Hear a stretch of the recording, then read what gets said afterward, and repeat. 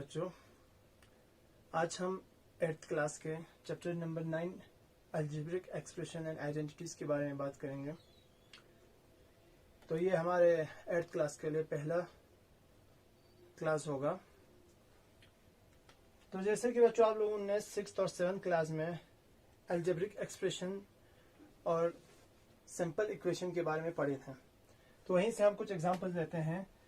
एक algebraic expression क्या होता है? फॉर एग्जांपल 2x + 5, ये एक अलजेब्रिक एक्सप्रेशन है, ठीक है।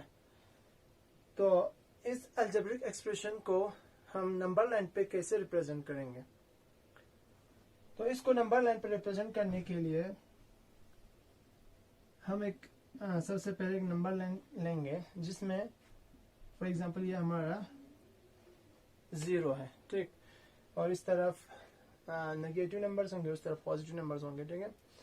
अब चूंकि यहाँ पे हमारे पास x है और x कोई भी नंबर हो सकता है, ठीक, कोई भी नंबर हो सकता है। तो हम क्या करेंगे कि हम मानते हैं लेट p रिप्रेजेंट्स x, कि यहाँ से यहाँ तक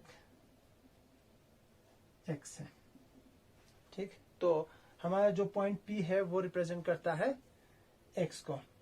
तो 2x कितना होगा? और एक बार, ठीक। तो फॉर एग्जांपल ये q है, पॉइंट q हमारा क्या रिप्रेजेंट करता है? 2x को रिप्रेजेंट करता है। इसी तरह फिर इसके बाद है +5, यानी ये यहां तक हो गया 2x, q तक हो गया 2x। तो उसके बाद 5 यूनिट हमें और ऐड करना है, ठीक है। तो इसमें 5 यूनिट और ऐड करो, 1 2 3 4 5 यूनिट्स। जितने हमारे यूनिट्स होंगे, यूनिट के साइज होंगे, वो 5 यूनिट होगा। तो फॉर एग्जांपल ये हो गया r। तो ये r पॉइंट जो है वो हमें क्या दिखाता है? 2x + 5 दिखा रहा है, यानी point r represents 2x + 5 on the number line, ठीक है। नंबर लाइन पे हमें 2x + 5 हम इस तरह से रिप्रेजेंट करेंगे, ठीक। इस तरह से आप जितने भी हमारे पास अलजेब्रिक एक्सप्रेशन है उनको आप नंबर लाइन पे शो कर सकते हो। अब यहाँ पे देखो, जो हमारा अलजेब्रिक एक्सप्रेशन है वो है 2x + 5। तो ये अलजेब्रिक एक्सप्रेशन जो है 2 टर्म्स का बना हुआ है। इनको हम टर्म्स कहते हैं। एक है हमारे पास 2x, दूसरा है हमारे पास 5। तो हम इनको कहते हैं टर्म्स। टर्म्स खुद बना होता है फैक्टर्स का। जैसे कि हमारे पास यहाँ पे 2 टर्म्स है, एक है हमारे पास 2x और दूसरा टर्म है हमारे पास 5, ठीक है। और ये वाला टर्म जिसमें वेरिएबल है, ठीक, और ये वाला टर्म जिसमें वेरिएबल नहीं है, तो उसको हम कहते हैं कांस्टेंट, ठीक है। तो हमारा ये जो अलजेब्रिक एक्सप्रेशन है ये कितने टर्म्स का बना हुआ है? 2 टर्म्स का बना हुआ है। एक है हमारे पास 2x, दूसरा टर्म है हमारे पास 5। और जो टर्म्स जो अलजेब्रिक एक्सप्रेशन होता है उनको by the addition of different terms हम बना सकते हैं, ठीक।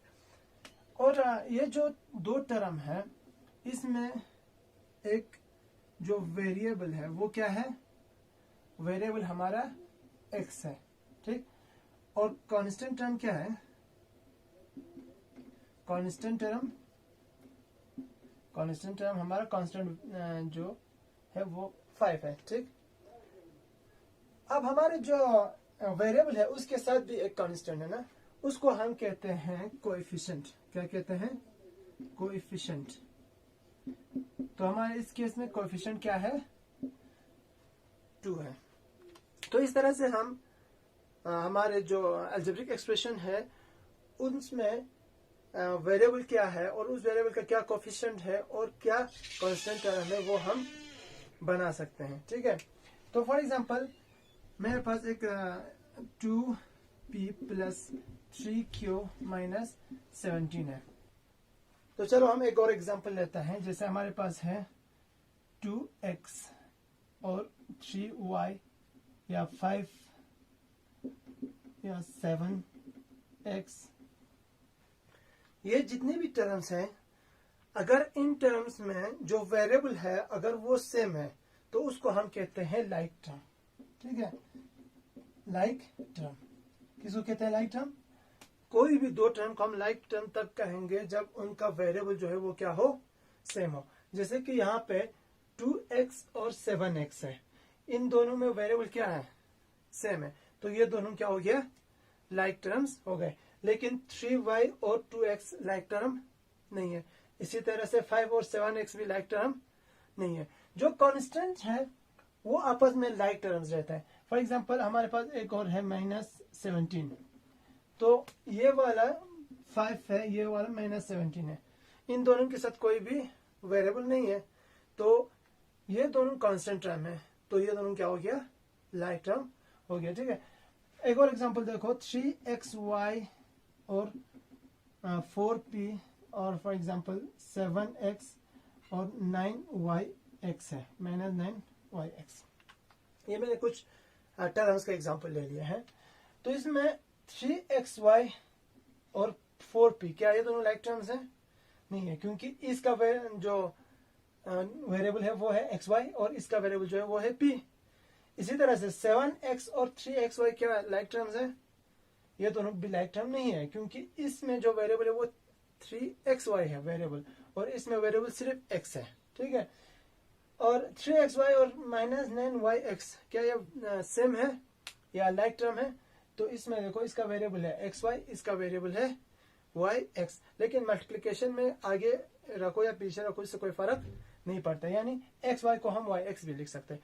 तो इसका मतलब यह हुआ कि जो -9xy और 3xy है, ये दोनों लाइक टर्म्स हैं। ठीक है, तो कोई भी हमारे पास जो अलजेब्रिक एक्सप्रेशन है वो किस चीज का बना होता है, टर्म्स का बना होता है। अब हमारे पास कितने टर्म्स होंगे एक अलजेब्रिक एक्सप्रेशन में? एक टर्म भी हो सकता है, दो टर्म भी हो सकता है, तीन टर्म भी, चार term, infinite number of terms हो सकते हैं। ठीक है, फॉर एग्जांपल 3q, ये एक अलजेब्रिक एक्सप्रेशन है और इसमें कितने टर्म्स है? इसमें एक ही टर्म है। ठीक है, या फॉर एग्जांपल 4-4/3z + 5, ये भी एक अलजेब्रिक एक्सप्रेशन है और इसमें कितने टर्म्स हैं? दो टर्म्स हैं।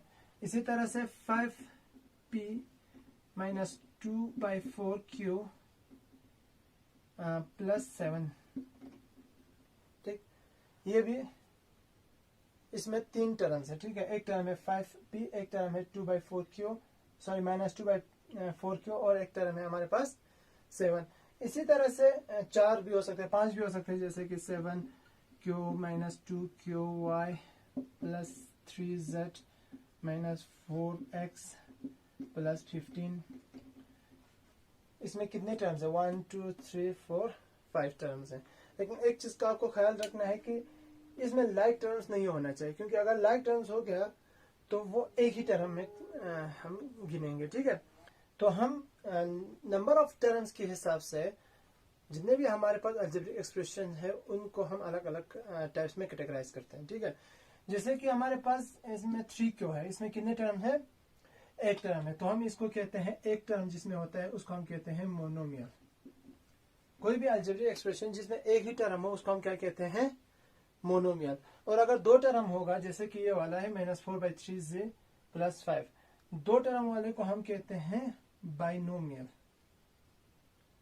ठीक है, और अगर तीन टर्म होगा तो हम उसको क्या कहते हैं? ट्राइनोमियल। ये सब कैटेगरीज है किसके? पोलिनोमियल के। पोलिनोमियल किसको कहते हैं? इन सब को हम पोलिनोमियल कहेंगे। ठीक है, पोलिनोमियल, पोलिनोमियल कहते हैं किसी भी अलजेब्रिक एक्सप्रेशन को हम पोलिनोमियल कहते हैं, चाहे उसमें एक टर्म हो, दो टर्म हो, तीन टर्म हो, चार term, 5 6, infinite number of terms, कितने भी टर्म्स हो उसको हम क्या कहते हैं?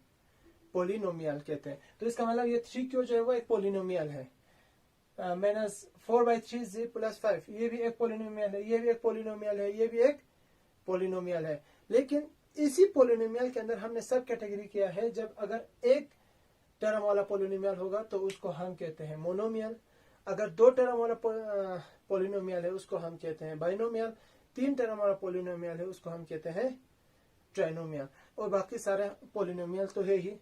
तो इस तरह से ये टाइप्स ऑफ पोलिनोमियल्स होते हैं। तो बच्चों, हम उम्मीद करते हैं कि आपको आज का ये टॉपिक समझ में आ गया होगा। इंशाल्लाह हम आगे टॉपिक्स हम अगले लेक्चर्स में हम पढ़ेंगे। तो मैं आप लोगों से एक और रिक्वेस्ट करना चाहूँगा कि अगर आप लोग इसको और अच्छे से समझना चाहते हो तो जो मेरे बाकी वीडियोस है क्लास 6 और 7 के लिए अलजेब्रिक एक्सप्रेशन और सिंपल इक्वेशन के ऊपर, आप वो भी ज़रूर देखें ताकि आपको ये वाले टॉपिक समझने में और ज़्यादा आसानी हो। Thank you.